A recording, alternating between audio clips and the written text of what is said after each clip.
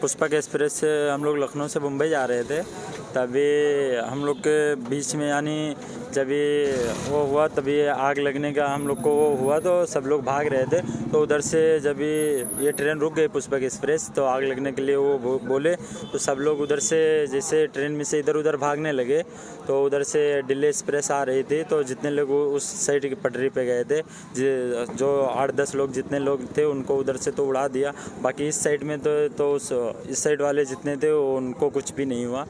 और दिल्ली एक्सप्रेस जो आ रही थी वो बहुत स्पीड से आ रही थी, उन लोग कूदे और तुरंत ही लेके चली गई सबको। आप कहाँ से कहाँ तक सफ़र कर रहे थे? हम लोग लखनऊ से मुंबई के लिए सफ़र कर रहे थे। कितने लोग थे? हम केवल 7 लोग थे।